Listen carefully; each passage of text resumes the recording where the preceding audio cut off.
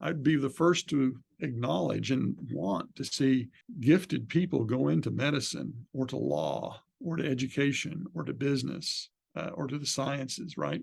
But we're not probably articulating in strong, positive ways what it means to serve the life of the church as a minister and honor that as a calling, as a way of being, a way of living in the world. One of the things I want to encourage ministers of all stripes to do, elders and congregations to do, is to call kids out, to call young people out and say, hey, consider this, and plant that seed of possibility. Go to the university and learn how to be a minister. Probe that, try it out, do an internship, explore, and let our young men and often women are finding their ways into all kinds of mission work and all kinds of things.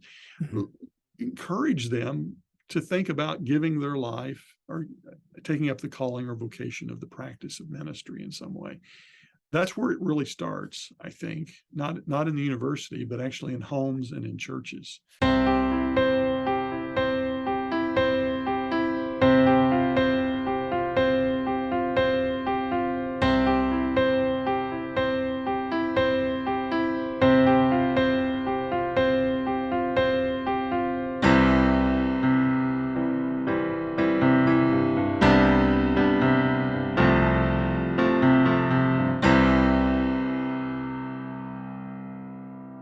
Well, Dr. Carson Reed, thank you so much, sir, for joining us on Faith in the Folds. It is a pleasure to have you with us this afternoon. It's great to be with you, Kevin. I'm looking forward to the conversation. Yeah. So back in May, I believe, you wrote an article for the Siburt Institute's blog that we will get to in just a moment. But the fact that you work with Siburt Institute is a point of interest that I'd like to ask you about before we dig into the rest of what we're going to talk about. What exactly does Siburt Institute do? How long have you been working with them? In what capacities do y'all work with churches and things like that? Help us understand a little bit about what you do in your area of expertise. Sure, the Siburt Institute. The Institute's now a decade old. It began at the death of Charles Siburt, who was a noted professor here in the Graduate School of Theology.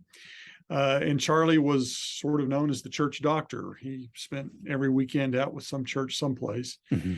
And the university wanted to institutionalize that commitment to congregations. And so the Institute was formed under the direction of Dr. Royce Money, a past president of the university. And within a year or so of my coming to be a professor of practical theology, I got tagged to be the director. And so we've begun kind of basically piecemeal pulling things together that the university does to today, where we have a rather wide array of programs and services that we offer for churches, for ministers and congregations that speak into church leadership, into church health, minister transition. I suppose we're probably helping about 100 churches at any given moment with a search for a minister. Mine included in that mix. And yours included. Yeah. That's right. And some of that means also consulting and on-site work. Just a wide array of programs and services. You'll find it all at siburtinstitute.org. Yeah, it's unique in Churches of Christ to have such an institute embedded in a university. The institute sits within the College of Biblical Studies here, and so we have lots of resources we can pull from that to help churches. My doctoral work was at Asbury Theological Seminary, which I made the mistake when I was interviewing. Thankfully, this didn't take my interview to get into the program, but I made the mistake of calling it a Methodist school. The professor I was interviewing with very kindly corrected me and said, no, we're not Methodist, we're Wesleyan. I was still green enough, didn't really understand the difference there. I learned over the next several years what that was. But it's fascinating seeing a lot of my friends there who did come from Wesleyan traditions, particularly a system like the United Methodist Church. And, and this was before, the issues that they're currently facing now with the Global Methodist Church and all that. But it was fascinating hearing some of them talk about the supra-congregational structures that existed for helping ministers and churches and things along those lines with a congregationalist system like Churches of Christ, where the highest authority, other than the Lord himself, right? the highest authority under the Lord himself is the local body of elders. Siburt serves a really fascinating role in providing a lot of things, a lot of these kinds of services that otherwise, a denominational structure might provide. Right. We sort of serve as a denominational headquarters for a denomination that's not a denomination. and I'll have some people who will start to bristle a little bit when they hear you call us a denomination. It's not a denomination. It's like, well, depending on how you want to use that term, you could use it Well, non-technically, little d, and you'll be all little right. d, yeah, little d. We are this community, right? Mhm. We're this community of churches, and I'm a full out believer in congregational autonomy and congregational structure. I believe in it, but there's also needs that those congregations have, and ACU and the Siburt Institute have been attending to those kinds of things for a long, long time, and we're just really tickled that we get a chance to do that kind of work with churches. Yeah, yeah. One of the things that first introduced me to the Siburt Institute was the minister salary survey. Yeah, that right. that y'all do, which is a fascinating piece. Anybody interested can just Google Siburt Institute, Siburt spelled Siburt, Siburt Institute Minister Salary Survey, and that goes around annually. I might start over reporting my salary just so I can see, well, look, Yeah. these guys, they make Bump that up a little bit. Right. That's right. No, that's just one of those services. We have skilled researchers do that work. So it's far above my pay grade in terms of the technical work they do to produce that report every year, but it's really a useful tool. And incredibly well done too. And we appreciate y'all's work with that. Yeah. Carson, let me ask, I mentioned earlier at the top of the podcast here that in May, you wrote a blog post for the Mosaic blog, the blog of the Siburt Institute. And you described the churches facing a crisis these days. What is that crisis?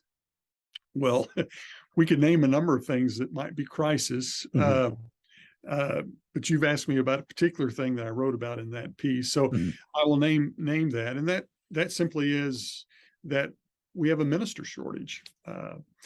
Churches looking for ministers are often finding themselves with pretty thin pools of persons to pick from when it comes to finding a preaching minister or a staff minister.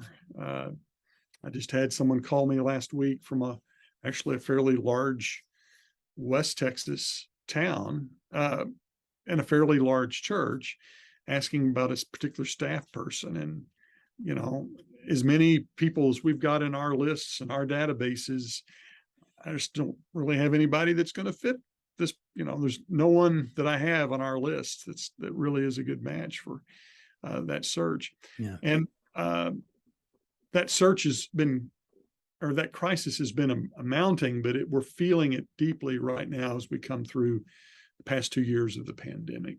Yeah, I was going to ask, what has led to this, and have we seen anything like this before, or is this a relatively unique situation? Well, I don't know if it's unique. We've not seen this. We've not seen this in recent history. I'll put it that way. I think the pandemic has exacerbated something that's been in the works for some time in terms of the decline of churches and the stresses and strains that accompany the practice of ministry or ministerial leadership. So folks like you, Kevin, who are in churches week in, week out, right? That's where you inhabit.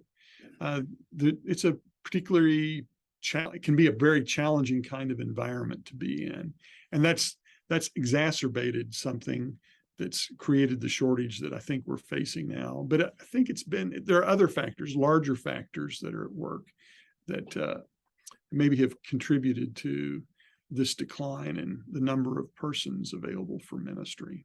Yeah, I know the pandemic was brutal for so many reasons. When you look at the practical aspects of congregational ministry, I I don't remember hearing in any of my classes about congregational ministry or my practicums or anything along those lines when I was getting my MDiv that, here's how you do church when you cannot meet. Right. It's like that was just not something that was on anybody's radar. That's right. And suddenly it seemed like ministers all over the country had to become TV producers overnight. That if they wanted to have anything of substance to offer their folks,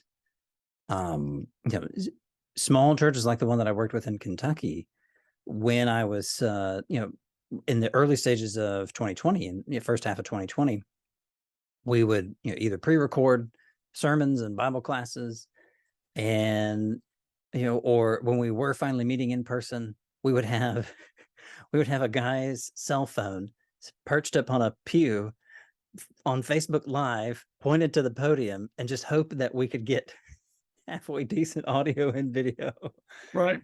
to manage with that. But you're right, we just didn't see, we didn't foresee that coming. You mentioned some other strains and stressors or some other things that maybe contributed to the shortage besides the pandemic. May I ask, what are a few of those things that led to this? Well, yeah. And just to back up just a little with that, to say that's stress inducing, right? For ministers, right? Suddenly we've got to figure out how to help put together a service that we can broadcast or live stream, Mhm. which are two different things, Yep. right? And two different approaches. And we had to figure all that out. And that's a very stressful kind of environment to be in. Although it's not God's first pandemic, so God's large and in charge. But for many of us, it was Yeah. our first pandemic, Right. right? Yeah. We were so many of us had to really, it was a difficult thing. Mhm. Other factors that are in play in that, I think, as I noted in the blog piece, is that, well, let's see, there's several. I'm trying to think which one to begin with. Yeah. One, I think, is that just simply the fact that ministers have lots of bosses can be a challenge. In a church of any size, much size, of course, there's an elder group, right? Mhm. But in some ways, everybody becomes the boss for the minister at some level, right? Some sister calls up and says, "Hey, what about this?" Or some brother says, "I didn't like your sermon last week," Mhm. or and why don't you do this? And then Mhm. I've served as a preaching minister for 30 years. I can count on a number of times when I'd had very different reactions to the very same sermon, right? Like, that was the best sermon ever. And then 3 people later, or you get the next day, it comes this email saying, "What do you mean by saying what you said in that sermon?" And that's sort of jarring, right? Yeah. For a minister to have to navigate that. And to some level, that sort of goes with the territory, but that is a factor of sort of the cross pressures that are on a minister in kind of this public role that I think become a challenge.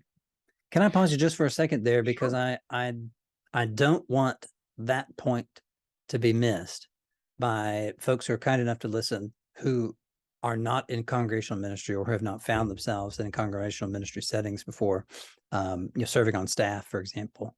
I don't think it is an exaggeration to say that at some point, it is very often that, or at some point, someone will see themselves as your boss.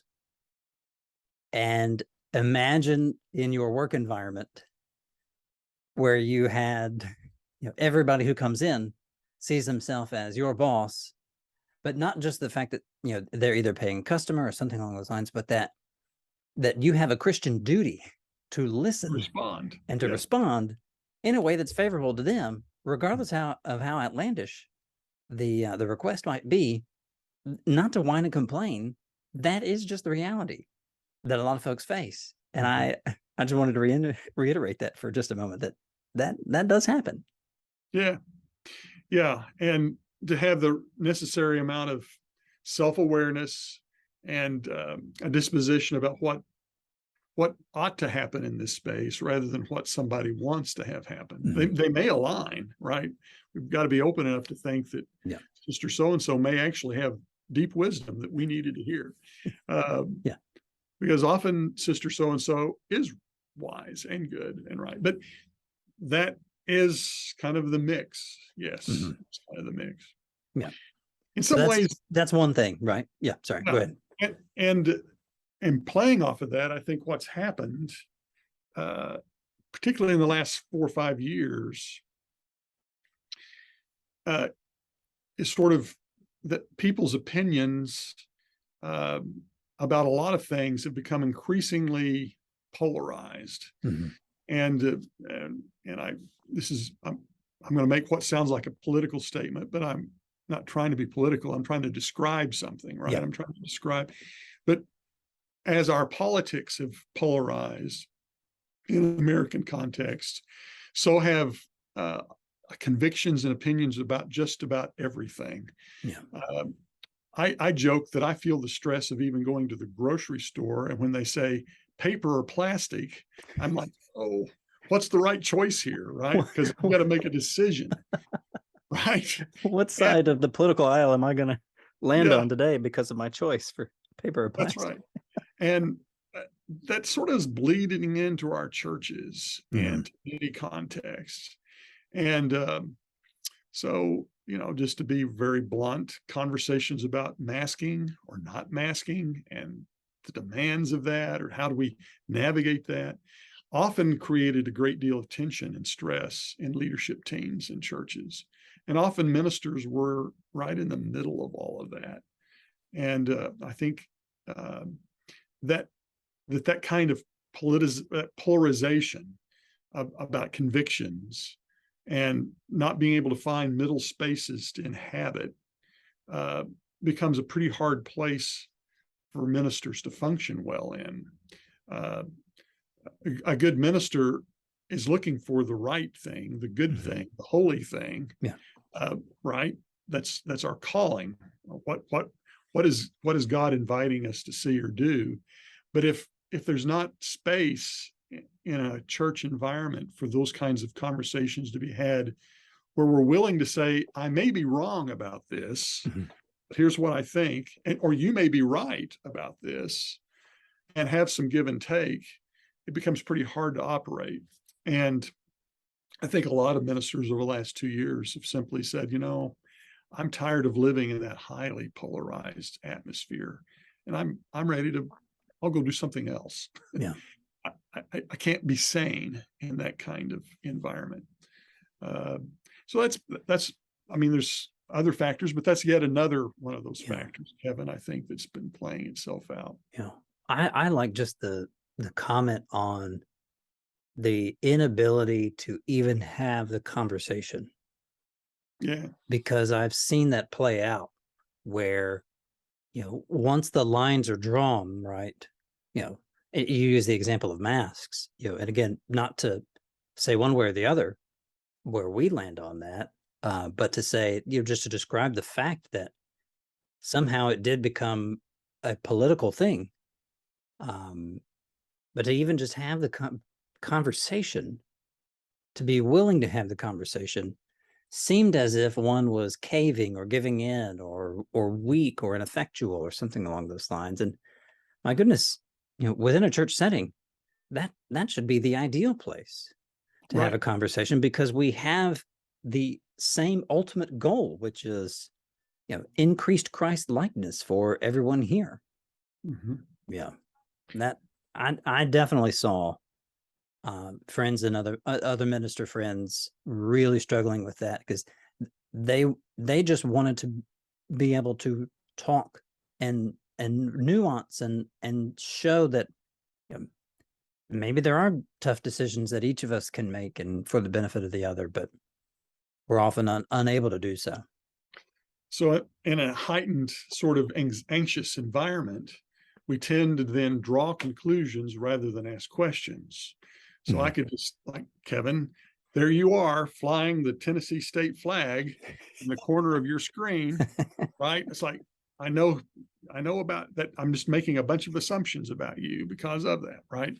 We can quickly do that when we're anxious. We're more apt to do that rather than take a deep breath and with curiosity and with grace, actually genuinely seek out what does the other think, and what do you see, and how do we discern together what is good or what is right or what is holy, to try to echo a little Philippian Paul here, Yeah. right? That we might think on those things. Yeah. That often has gone out the window, and I think churches are trying to recover that at this stage, but a lot of damage has been done, and I think some of the damage has been the collateral damage that's incurred, that ministers have incurred in living in that kind of battle zone. Yeah. Oh, I like how you describe it as a battle zone. That is definitely right. And the unfortunate thing is, within a context of ministry, it's all friendly fire. Ideally, Right. yeah, it would be all it would be friendly fire, because ideally everyone there ought to be on the same team. Mm-hmm. Yeah. Yeah. Kind of grisly, but that is the reality. And so with those factors, this, already the polarization that was already creeping in, I don't know when. I don't even know if it's worth getting into when did that sort of thing start to happen. I remember, oh goodness, I was in 7th or 8th grade around 2000, and that was a contentious presidential election. There was lots of issues with the morality of the previous president, and then the contentious election in 2000, and then another contentious election. It just seems like one contentious election after another every 4 or 8 years for since the early 90s maybe. And I was a kid then, has led to an increase in, like you said, this polarization, and then adding to that the the stressors of the pandemic, and how everybody suddenly became an expert on all the things related to what happened there. So many ministers then decided, for one reason or another, or for a variety of reasons, I can do this somewhere else, or Right. I'm tired of this, or for my sanity, things like that. Is that a pretty fair representation of what y'all have seen at Siburt? Yeah. Yes. In some ways, you're noting political, the national elections, right? Presidential elections. I think those become uh, key. What's the word I'm looking for? Windows into something that's deeper and broader that's happening within Okay. our culture, right? Of this increased polarization, coupled with the rise of social media and the way in which we can, with greater abandon, just say whatever ugly thing we're thinking, Mm-hmm. whatever stark, unfiltered thing we are thinking. Mm-hmm.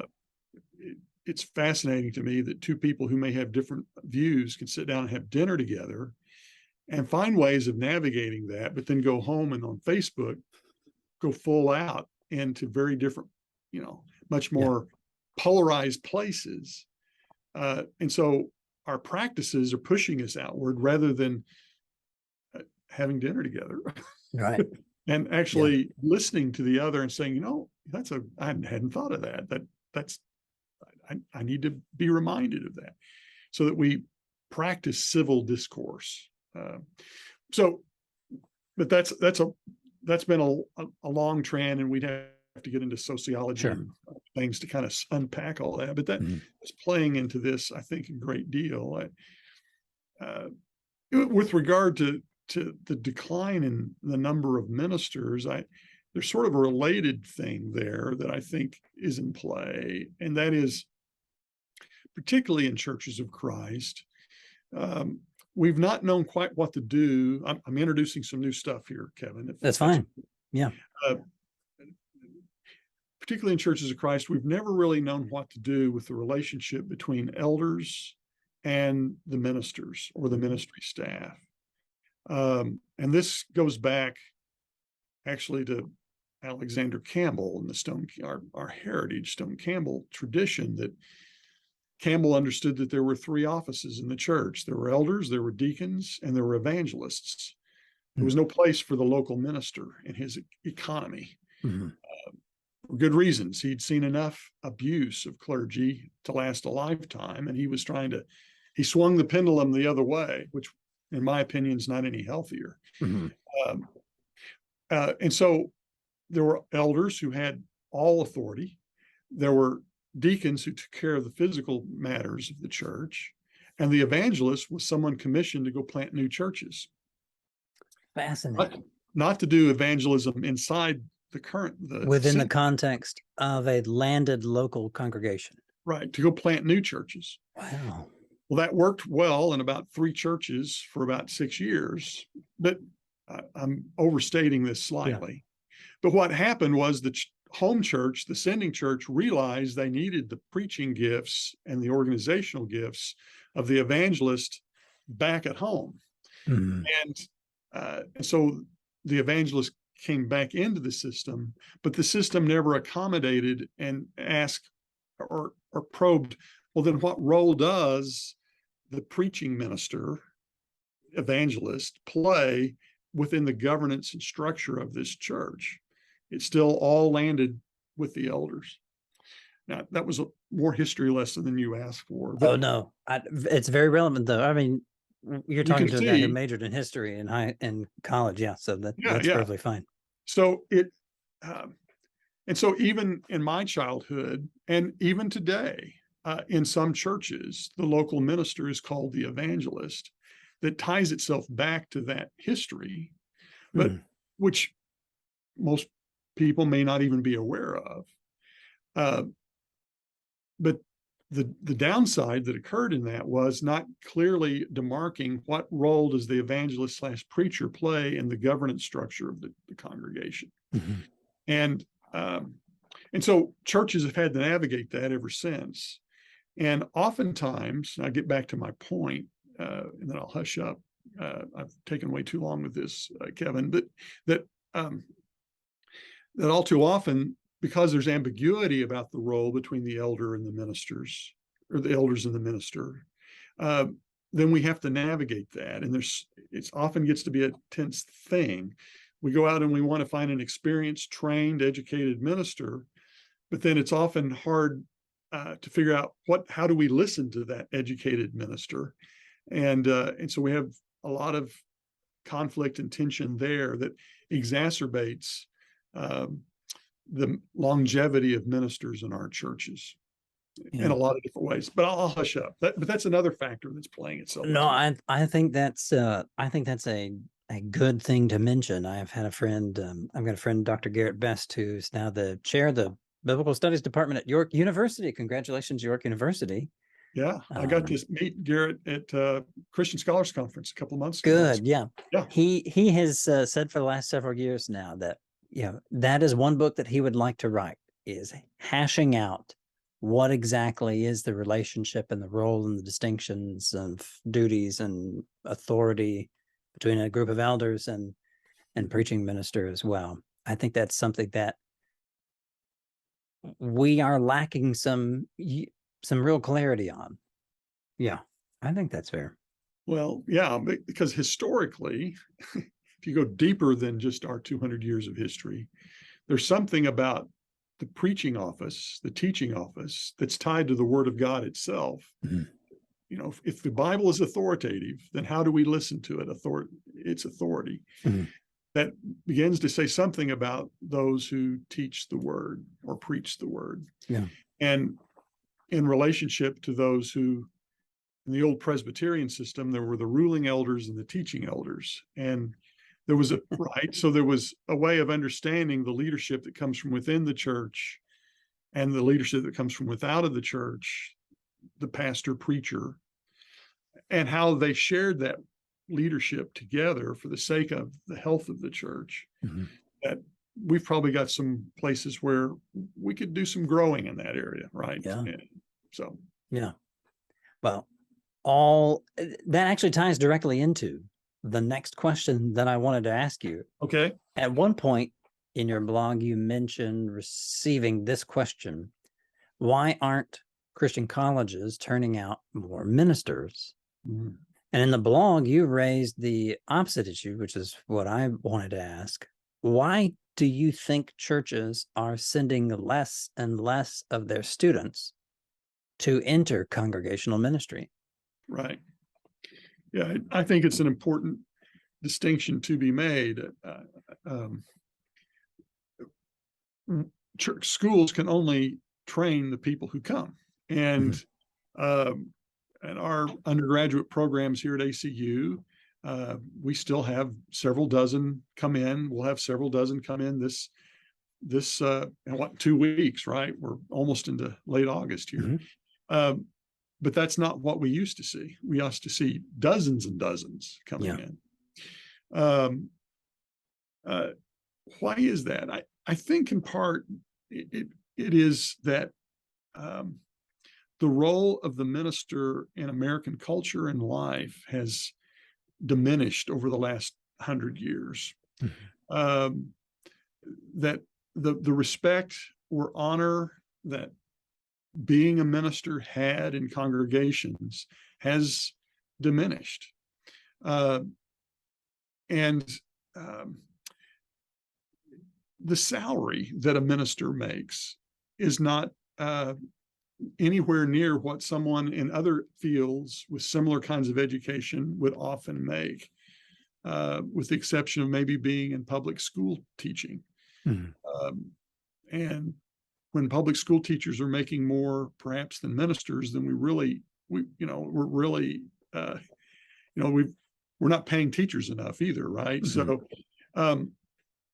So I think parents and grandparents oftentimes, when you think about the cost of going to college or to university, it's like, oh, go be an engineer, go be a doctor, be a nurse. That's a good profession. Yeah. Right? A lot of demand for that. Let's go into business, be entrepreneurial. There's a lot of other, you can love Jesus and be a good business person, right? And you can. And I'd be the first to acknowledge and want to see gifted people go into medicine or to law or to education or to business or to the sciences, right? But we're not probably articulating in strong, positive ways what it means to serve the life of the church as a minister and honor that as a calling, as a way of being, a way of living in the world. And one of the things I want to encourage ministers of all stripes to do, elders and congregations to do, is to call kids out, to call young people out and say, hey, consider this, and plant that seed of possibility.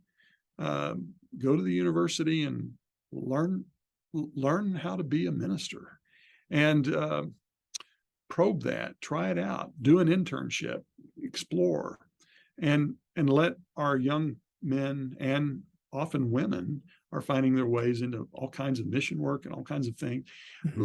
Encourage them to think about giving their life or taking up the calling or vocation of the practice of ministry in some way. That's where it really starts, I think, not in the university, but actually in homes and in churches. Yeah, I think that that's incredibly valuable. I asked the two other guys that I know who came from my home congregation, who are currently in congregational ministry settings. And I asked this question maybe a couple months ago, said, hey, prior to you expressing interest in doing congregational ministry, did anyone from church say to you hey, Mhm. I think you have these gifts, or hey, I would like to see you think seriously about this, or something along those lines. And the responses were both similar. I think they both said, once I had expressed interest, I had encouragement in that direction, Mhm. but neither of them remembered any specific instance prior to their initiative where somebody said, hey, so and so, you've got a real gift for this. I think you should think very seriously about this. I know for a fact that I did not have anybody, I don't remember, let me put it that way. I don't remember any particular instance where somebody came up to me and said, hey, Kevin, I think you've got a real, a real head for Bible study, and, a heart for service in this capacity. My route into congregational ministry is as bizarre as I minored in New Testament Greek in undergrad because I thought it would be interesting. and, then, and then it was professor friends who were there in Cersei, helped kind of guide me through to the grad school there in Memphis and then on to Asbury. But it's sad because a church as healthy as the one that I grew up in, I think really could have turned out some more ministers. Now, I might be mistaken because a young lady whom I grew up with at that church is now the children's minister there. I should ask her the same question too, just to see. And it's not to pick on my church, but just to simply say, in my own experience, with a church as healthy as mine, I still don't remember any particular instance along those lines. Yes. Yeah. I anecdotally all I would have to bring to that, but that would be similar to my experiences as I talk to folk. I'm a little older than you, so I do remember some pressures in my growing up. And for me, it went a little different way because my dad was a minister, and the last thing I wanted to do was to be a minister. Yeah. I often say that I was Jonah. I got on a boat to Tarshish, baby. I headed to law school after an undergraduate program at Abilene Christian. I was not going to be a minister, but after 3 days in the belly of a whale, I ended up on the shores of Harding Graduate School, not unlike you, perhaps. And I saw the light. But this idea of encouraging young people to consider ministry is a really big thing, and we need to do more of it in our churches. I'm going to encourage it far and wide. Yeah, I knew, I felt the problem personally when I started thinking about, when I started reflecting on my time in congregational ministry, beginning with the church that I worked in Kentucky when I was working on my doctorate. And as I reflected on those experiences, I remember thinking, okay, I finally understand why people are often hesitant to encourage their own children to find congregational programs. And by no means is that to pick on any church that I've been associated with, all of which have had their strengths and their beauties and their marvelous members, and all of which have had their weaknesses and their ugly spots as well. But I remember thinking, man, would I want to encourage one of my boys to step into this? I don't know that it'd be my first thing. Yeah. To say. Right. And that speaks again about the kind of culture that we inculcate in our congregations. Are we fostering the kind of culture that one would want to live into and participate in, or help foster oneself as a ministerial leader? And there's sort of a big circle here that we're talking about with regard to how do we treat one another? How do we speak to one another? What is the culture that we are inculcating within our congregations? Yeah. And so, yeah, it all relates, I think. Yeah. I'm going to ask a more blunt question regarding the shortage. And is it primary?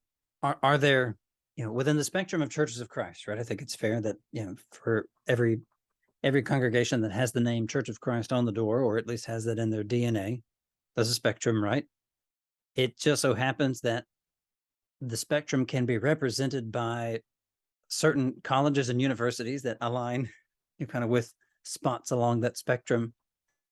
Is the shortage affecting churches across the spectrum, or is there one area along that line that's being more affected than the others? And help us kind of see, is this sort of a universal problem within churches of Christ, or is it a particular problem within a certain subset of our group?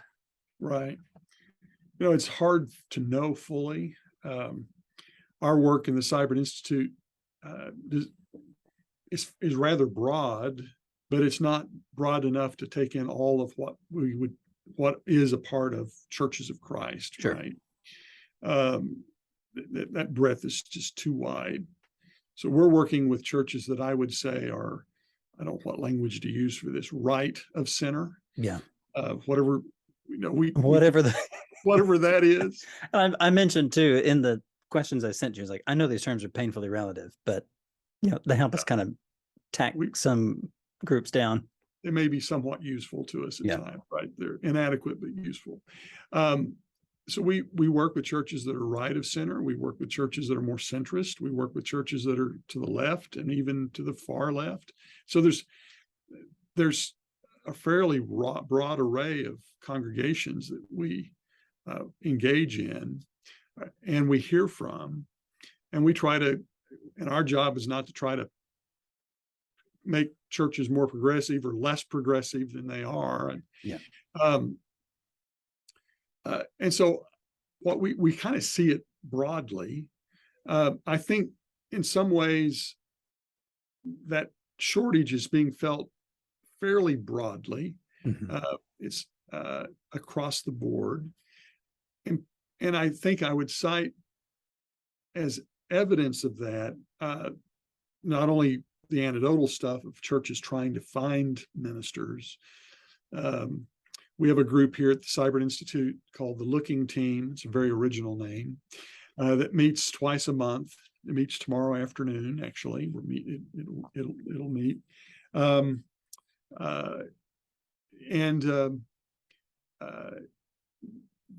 They'll be typically at that. Then we review all the churches that have asked since we've met last, to review what they're looking for. They're looking for a preaching minister, looking for a senior minister, a children's minister, whatever. We also then review ministers who've come on our radar screen. And for years, if there were 10 churches new that were being introduced, we had about 8 or 10 ministers. Okay. Sort of equitable. Yeah. Right now, it's like 14 to 0, 14 to 0, 14 to 1, 12 to 2. The ask and the numbers of persons asking for help are not in any kind of balance. And again, I think we're seeing enough from a breadth of churches of Christ to not say, well, it's just the centrist churches or the progressive churches or the conservative churches in that. The other factor I would cite in that is that well, this is sort of ironic, what I'm about to say, is that we're also losing churches, right? Churches of Christ are closing. We're losing anywhere from 9 or 10 churches a month that are closing their doors. And we're still losing ministers. And I think similar things are happening in a number of other church traditions as well, as I look out across the broader Christian world in North America. So, we're losing ministers at a little greater rate than we're actually losing churches, which is even, in some ways, even more sobering with regard to the future of the health of our congregations, which may be yet another podcast, Kevin. Be happy to have that conversation with you. Well, happy. It would be a worthwhile conversation. Be a valuable conversation to have, a meaningful one. Yeah. I find it interesting that in conversations that I have had, or at least witnessed in the past on, church growth and, dynamics and vitality and things along those lines, often proponents of, and again, I'll use these examples not to be contentious, but just as specific examples of the kinds of things that I've seen. I'll see some proponents of much more greatly expanding, for example, women's participation in public assemblies, and they'll point to, it's like, well, these kinds of churches who don't do that are, they're dwindling, they're dying, they're closing down. And I'll see other folks say, but other denominations who have for decades now had no distinction in roles for men and women in the public assemblies are also declining as well. And what you have seen in churches of Christ, which churches of Christ do span that range there, as being more greater distinction with what men and women do, and no distinction with what men and women do.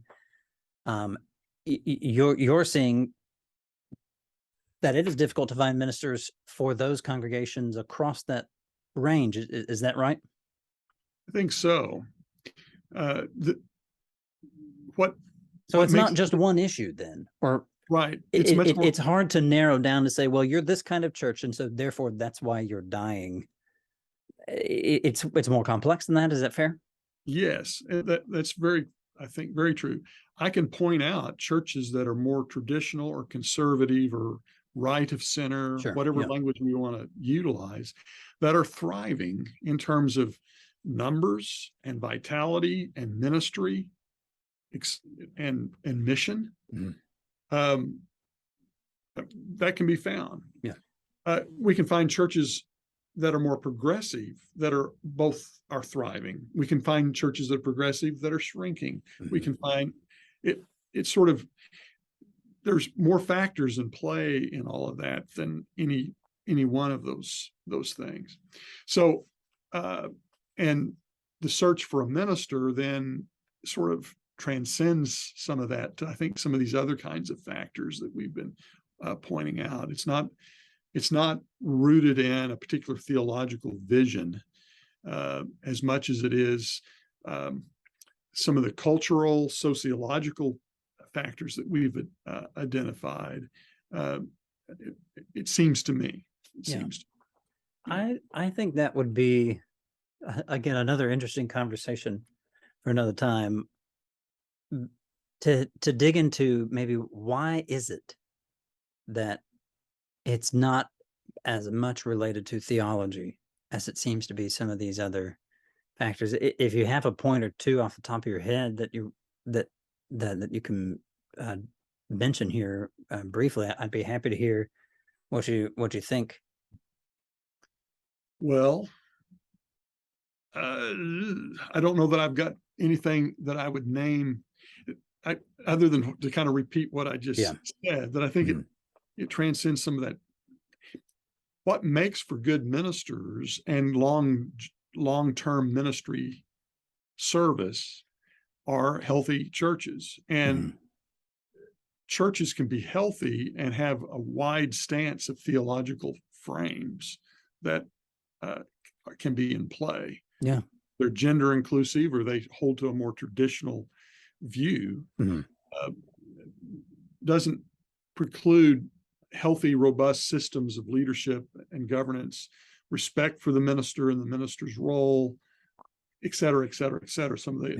Take some of the things we've talked about and name them in positive ways. What matters for longevity are clear understandings of the role of the minister and the elders, right? Of honoring the work of the minister, of having a minister who has integrity and energy and balance in their life so that they don't burn out. Yeah. Right. Which Yeah. is something else that we haven't talked about. Right. Mm-hmm. So there's a whole array of factors there in terms of what I would say is longevity in ministry, or a culture that a church has to receive a minister and treat that person well over time. It's fascinating to me in working with churches. There are some churches that seem to have the knack of treating ministers well. They tend to draw good ministers, and they tend to keep them for long periods of time, Mm-hmm. and don't have to find themselves back out on the market so frequently. Yeah. There are other churches, and I'm not going to name names, Right. Of course. but there's one or two in my mind right now, just in recent weeks, that are not healthy. They've chewed up ministers in the past. They're chewing up ministers in the present. And they're going to have a hard time landing a capable minister just because of the culture that's present within the leadership system and within the congregation that would welcome someone who had the savvy and smarts to go into that environment. Probably is going to see, this is not a healthy place for me to be. Yeah. And so that church is going to end up repeating itself and exacerbating the turnover in ministry once again. I have and as you know, our church is currently looking for a preaching minister. Yes. And Siburt has been helping us with that. And our committee has been doing its diligence to find potential candidates to reach out to folks. Right. And man, this has been a humbling experience too. I honestly thought, I'm going to be very honest with you, Carson. I honestly thought that it shouldn't be too difficult for us to find a minister, a preaching minister, because who wouldn't want to come work with me? I'm joking a little bit, but I did think that, I've got 4 or 5 guys that I know that I'm good buddies with from Harding School of Theology. I'm gonna reach out to them. Man, I bet one of those guys would be it. And the Lord has showed me that I am not as hot of stuff as I thought I was. Well, and the church you're at is a good church. It's a good church. It's got a stable leadership. It's got a good staff, including yourself. Right? I wasn't fishing there, but I appreciate it. So that's sort of, you're living in this space, right? Of your church is neither, I wouldn't say it's real right wing. It's not real progressive. But it has a healthy sense of ministry and mission, a commitment to the city that you're in. There are a lot of good things to commend about your congregation. And it's had a good history for the most part, going back years, of how they treat ministers and staff. And so it has a lot of positive things going for it. And yet it's often hard to find that person to create this match that we're looking for when we're looking for a candidate. I often tell churches that there are 3, this is not original with me, this is old Charlie Siburt stuff, but the 3 C's: you're looking for competence, somebody who's got the skill sets to do the work that is being asked of them. You're looking for character, which has to be I would call it spiritual depth and maturity, but that doesn't start with a C. But you want somebody who's got spiritual depth and can handle the stresses and strains that we've described briefly here today. And then you want something that we call congregational fit. And that's the other factor in this.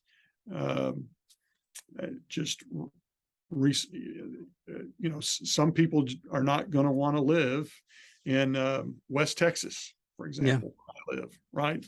Or they're not altogether hip on moving to Washington State or to Montgomery, Alabama, or to wherever. And but finding that cultural, geographic fit becomes a factor in this as well. And so, but those 3 things are what we're looking for, I think, in a healthy match. And that's not always easy to find. Yeah. I reached out to a potential candidate last week and said, hey, one of our committee members found you. I appreciated your work on these kinds of things. Mhm. Would you be willing to talk? And he appreciated the invitation, Mhm. and then said, quote, I hope I retire at this church, meaning that Well, he's wanting to stay where he is. And for any elders out there who might be maybe listening to this, man, it's a positive thing to hear it your is. minister say, I love this place so much that I'm willing to retire here. And this guy is, I believe, in his maybe mid 40s. Mhm. So ideally has 20 plus years of, Right. of good work, or of vitality left in him. Mhm. So, Carson, as we kind of wind down here, let me ask, you'd mentioned a few signs of hope. We talked about some of the negative things, some of the cultural things that are kind of Right.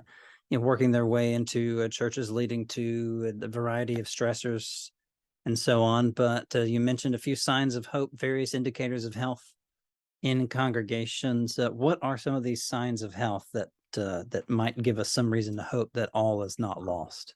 Right. Well, I don't, I, I should have read more thoroughly, reread more thoroughly my piece. But some things that come to mind here. I see more and more churches taking seriously, asking what is the relationship of the elders and the minister, Mhm. and recognizing that every church is going to find its own path in that, but attending to it, naming it, working on it. Yeah. And I see that. I was on a conference call earlier this morning with a church, and that's one of the itemized things that we're going to work on. Is I engage in some consultative work with them this fall. Um, that's pretty common now. It's like we recognize that's got to be healthy, or Yeah. the whole system is in jeopardy. So I think that's a positive sign. Now we still need to work it out, like your Mhm. friend was talking about, I don't know if we can come up with a definitive way of doing that, but we need to talk about it. We need to come to mutually agreeable understandings about that. That's a healthy thing. I think more and more churches are doing internships and residencies Mm-hmm. where students are being youth interns has been going on for 30 years or more. And that's a great thing. But and may that continue. But we're seeing more and more churches saying, it's nice to have youth interns, but let's bring in a ministry intern and let them shadow you, Kevin, in your work uh, in terms of adult education, small group ministries, or preaching. And we're working with a few churches that are looking at 1-year internships or residencies, where their persons who are student ministers are having an opportunity to spend a year in a church with good mentoring from wise staff ministers, preachers, and others.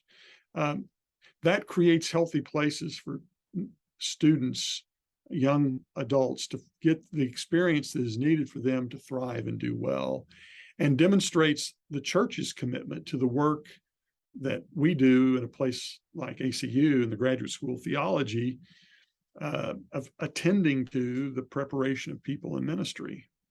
You don't learn about ministry in the seminary or the graduate school. You learn about it through the practice of it. Yeah. And places like here, the Graduate School of Theology, we're reimagining our work more fully with churches. And we're finding churches that are interested in this kind of work. That's encouraging to me. Yeah. Yeah. So those are a couple things that I would note that I think are good. I think more and more, I've had probably 6 calls this summer from persons saying, we're wanting to give our minister a sabbatical, or a minister calling saying, our church, my church, is saying, hey, what is this sabbatical thing? That's showing interest in investing in the well-being of the minister over the long haul, so that they will stay there until they retire. Yeah. Right. So So those are some signs of health that I see. Yeah.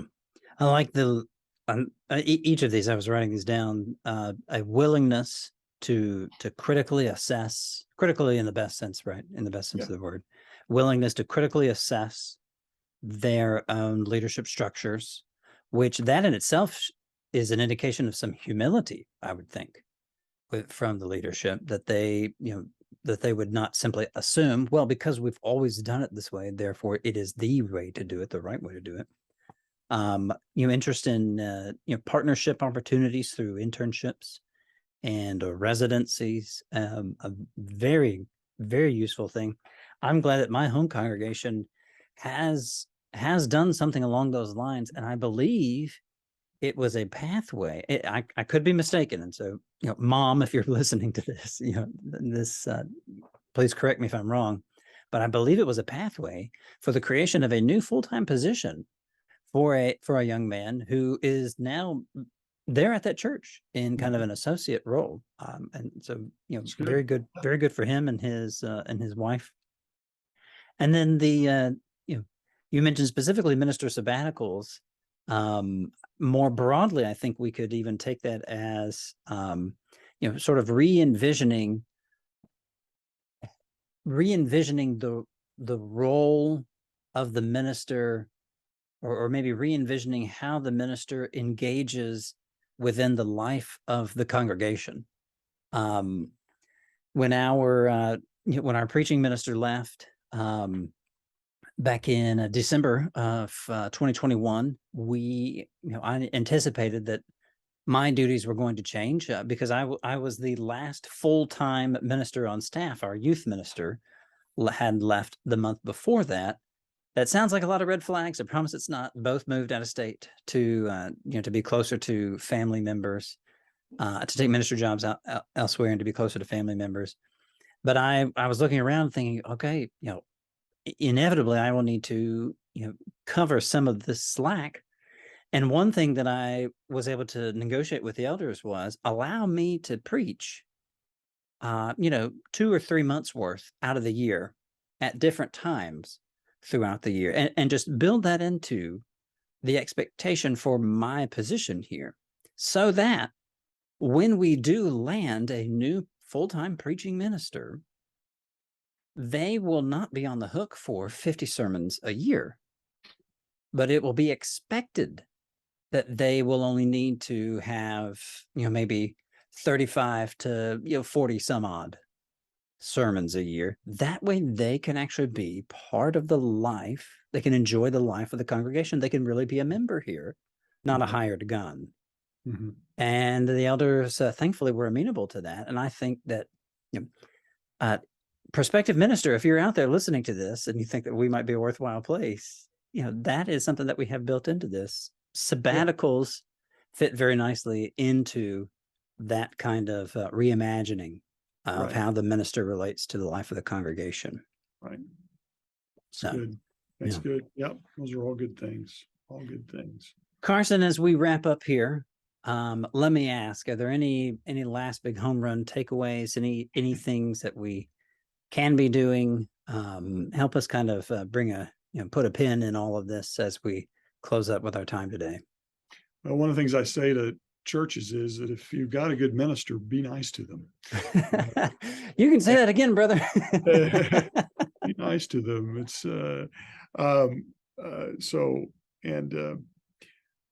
to ministers who are struggling and wrestling, I want to say, I would say, ask the question: are you before you leave a church, are you running away from something, or are you moving towards something? And ministry is a very difficult calling. I sometimes want to quote a little Isaiah 6 after the burning coals, "Here am I, send me."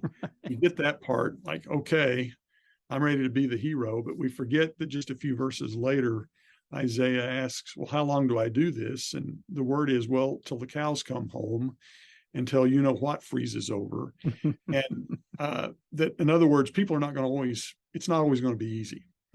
And I think I just would want to say to ministers, to be of to to live in that difficult space requires a great deal of faith and courage, and I want to acknowledge that and honor it.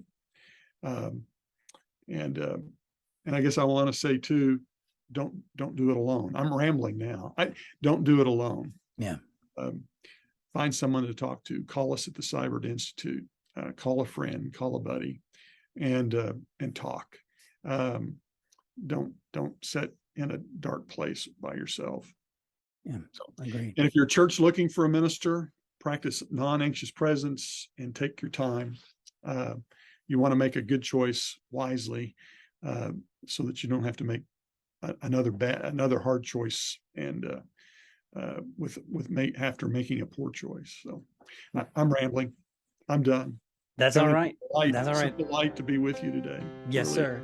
Carson, I really appreciate your time. Thank you, sir. Folks can find your work through the Mosaic blog, the Siburt Institute, and they can generally contact you through the Siburt Institute, part of Abilene Christian University's Graduate School of Theology. Carson, thank you, sir. It was a pleasure. It's a delight. Best wishes to you. Thank you.